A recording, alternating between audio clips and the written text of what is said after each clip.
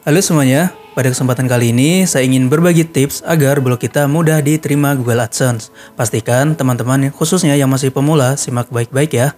Seperti apa penerapannya? Yuk tonton aja videonya sampai habis. Oke, buat teman-teman yang baru terjun ke dunia blog, saya ulas sedikit ya mengenai apa itu blog dan bagaimana kita menghasilkan uang. Blog itu merupakan sebuah situs web yang digunakan untuk menulis dan membagikan tulisan-tulisan seperti sebuah jurnal online. Jadi, seorang penulis atau biasa disebut dengan blogger akan menulis tentang topik atau minat tertentu yang disukai, seperti tentang makanan, traveling, atau bahkan tentang hobi kita. Ada beberapa cara untuk menghasilkan uang dari blog. Yang pertama, iklan. Teman-teman dapat menampilkan iklan di blog seperti Google AdSense atau iklan afiliasi. Dari sana akan mendapatkan bayaran setiap kali seseorang mengklik iklan atau membeli produk yang teman-teman promosikan. Yang kedua, menjual produk sendiri seperti buku atau merchandise di blog kita. Gimana teman-teman, sudah ada gambaran ya mengenai blog? Oke, tanpa basa-basi, sebelum ke prakteknya, kita butuh domain dan hosting karena kita akan menggunakan WordPress, jadi perlu membeli domain dan hosting terlebih dahulu. Dan yang kedua, tema WordPress yang SEO friendly. Ada banyak sekali tema gratisan yang siap pakai. Namun di sini saya sarankan pakai tema premium atau berbayar, tapi jangan khawatir, di sini harganya sangat murah. Untuk hosting, di sini saya merekomendasikan menggunakan NeoWordPress dari Bisnet.geo. NeoWordPress adalah layanan hosting WordPress instan yang langsung siap digunakan tanpa perlu melakukan instalasi atau setup hosting atau server. Hanya dengan 50.000 per bulan, NeoWordPress sudah dirancang di atas klaster Kubernetes dengan server yang berlokasi di data center lokal di Indonesia. Dengan teknologi ini, website kamu dijamin bebas lemot dan bebas atur skalabilitas sesuai kebutuhan kamu tanpa downtime.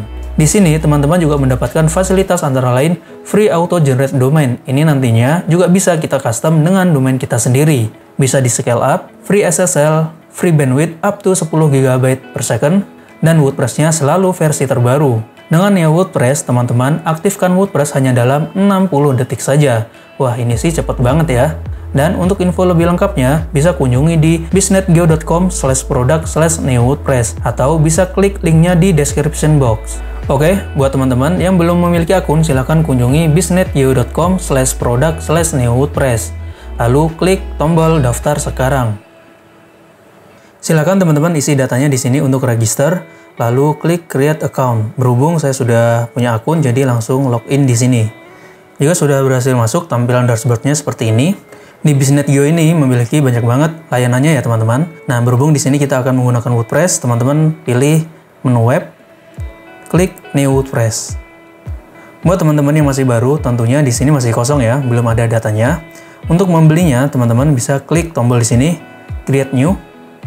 Nah, di sini teman-teman bisa kasih nama, misal website 2.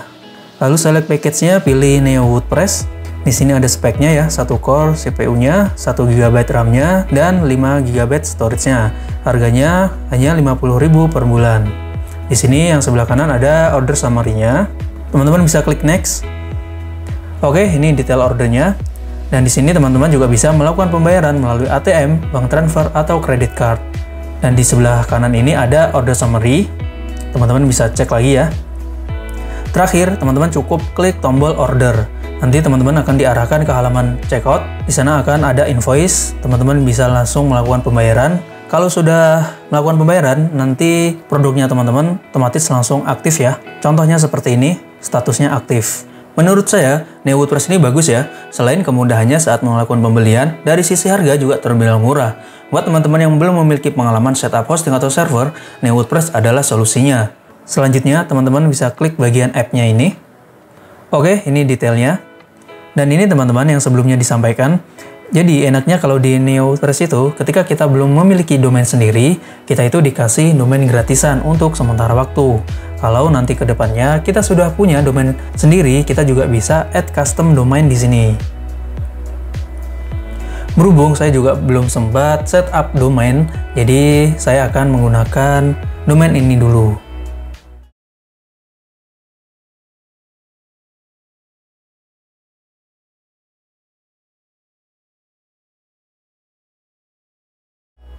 Terus di sini ada username dan password.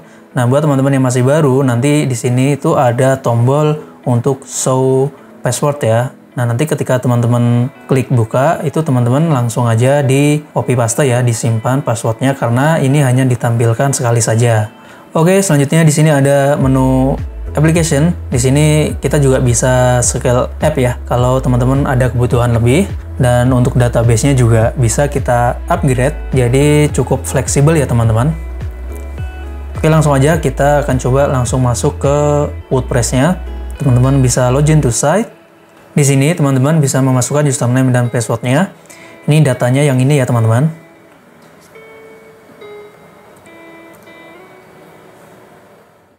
Nah teman-teman, kalau sudah terbuka seperti ini, artinya WordPress-nya sudah siap kita pakai. Dan selanjutnya teman-teman perlu membeli tema premiumnya.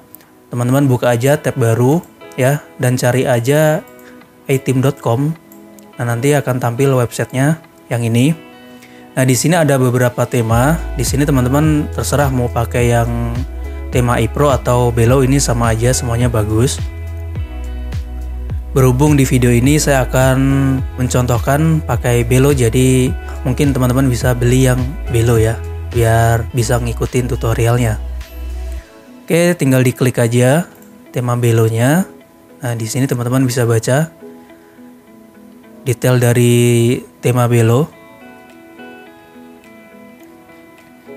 Terus di sini untuk harganya, jadi ada paket Star, Belo Max sama One Time. Kalau yang Star ini sama Max ya, ini bulanan. Tapi kalau yang One Time ini sekali bayar. Nah teman-teman terserah mau beli yang mana. Kalau mau beli yang Belo Star, ini tahun berikutnya, maksudnya tahun kedua, nanti teman-teman cukup bayar 149.250. Kalau yang awal beli kan 199.000. Jadi ini di diskon ya, jadi lebih murah lagi. Misal beli ini, teman-teman tinggal diklik aja nih tombol beli sekarang. Nah, tinggal teman-teman isi datanya di sini. Pastikan untuk mengisi email yang aktif ya, sama nomor telepon, karena nanti kan ada admin yang menghubungi teman-teman, atau nanti kalau ada update apapun akan dihubungi sama adminnya. Nah, teman-teman kalau sudah membeli temanya, kembali lagi ke dashboard WordPress-nya. Nah, saatnya teman-teman untuk install Belonya. Berhubung di sini saya sudah install Belonya. Nah, teman-teman untuk install temanya bisa ikuti panduan ya. Di item itu juga sudah disediakan panduan. Teman-teman scroll aja nih paling bawah, di menu bawah ini ada di bantuan, terus klik panduan. Nanti akan tampil seperti ini. Nah, pilih aja yang ini, yang Belo ya, karena teman-teman membeli tema Belo, jadi lihat panduannya di Belo. Kalau beli yang iPro berarti lihat panduannya ada di bagian yang iPro. Tuh, klik aja. Nah, nanti akan terbawa ke detail panduannya. Nah, di sini ada panduannya, teman-teman ikutin ya. Kalau teman-teman masih pengguna baru gitu, isinya belum ada, benar-benar WordPress baru, teman-teman bisa ikutin yang cara install theme Belo, import demo with content. Tapi kalau WordPress-nya sudah ada isinya, sudah ada artikel, nah teman-teman bisa ikutin yang cara install Belo import demo without content ya. Nah nanti kalau sudah ikutin cara installnya, nanti otomatis tampilannya akan seperti ini defaultnya ya. Nah seperti ini. Oke, di sini saya langsung aja teman-teman menjelaskan hal-hal apa saja yang perlu kita perhatikan sebelum mengajukan blog kita ini ke Google AdSense.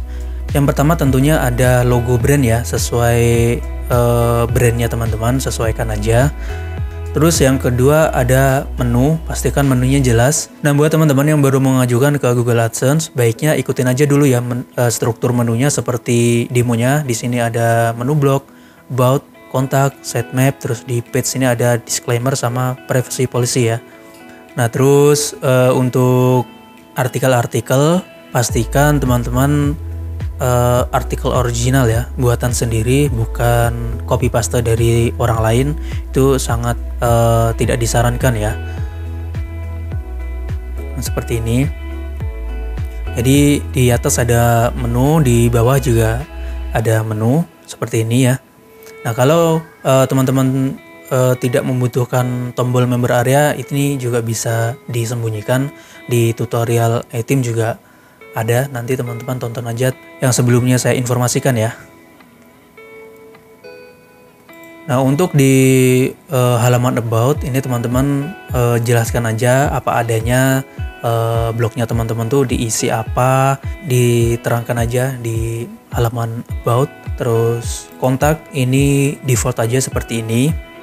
Terus sitemap juga ini sudah otomatis dari temanya ada, tidak perlu diubah apa-apa. Kemudian di bagian menu page di sini ada disclaimer. Nah, teman-teman juga buat ya, ini disclaimer sama privacy policy ini wajib teman-teman buat. Nah, buatnya gimana? Teman-teman bisa langsung ke blog saya pribadi yang ini. Ini juga sudah ada iklannya ya teman-teman ya. Ini pakai tema below. Nah, untuk membuat disclaimer, coba teman-teman scroll aja paling bawah. Nah, di sini ada menu disclaimer, klik aja. Nah, teman-teman buat aja sama seperti ini ya. Di sini ada toolsnya, generator untuk buat disclaimer. Teman-teman klik aja nih disclaimer generator. Misalkan ini nama websitenya Erikse gitu, ditulis di sini Erikse, terus URL-nya itu yang ini. Teman-teman paste aja di sini seperti ini, terus klik next. Nah, nanti akan tampil disclaimer-nya. Nah, nanti teman-teman tinggal copy aja, dimasukkan ke halaman disclaimer-nya. Akan sama seperti ini. Nanti di sini ada emailnya teman-teman, terus ada URL websitenya, begitu ya. Dan untuk membuat privacy policy di sini juga sama, ada toolsnya. Teman-teman ke websitenya erikse.com ya. Dan di sini klik aja di halaman privacy policy. Nah, ini juga ada generatornya teman-teman, cukup klik aja ini privacy policy generator. Nah, nanti mirip cara buatnya seperti disclaimer, tinggal teman-teman isi terus next, nanti isinya teman-teman copy di halaman privacy policy. Kalau ada sosial media juga bisa diisi ya sosial medianya. Oke, untuk persiapannya halaman sudah cukup ya teman-teman, itu saja.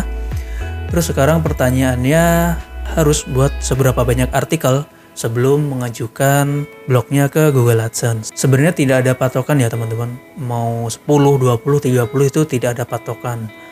Sepengalaman saya pribadi itu yang penting websitenya itu sudah ke indeks ya teman-teman. Contohnya seperti ini, misalkan blog saya pribadi erikse.com, misal saya ketik di Google seperti ini erikse.com. Nah, ini sudah ke indeks websitenya dan halaman-halamannya juga. Contohnya seperti ini di Google Search Console. Untuk teman-teman bisa buat seperti ini, nanti di tema below yang di panduan iTeam itu juga sudah dijelaskan ya. Untuk setting SEO-nya, Google Search Console-nya sudah lengkap pokoknya di sana. Di sini saya jelaskan langsung aja ke poinnya ya. Nah, contohnya seperti ini. Ini artikel 5 tips agar Instagram Ads memiliki banyak audiens. Nah, ini URL it's on Google, artinya artikel ini sudah terindeks di Google ya teman-teman.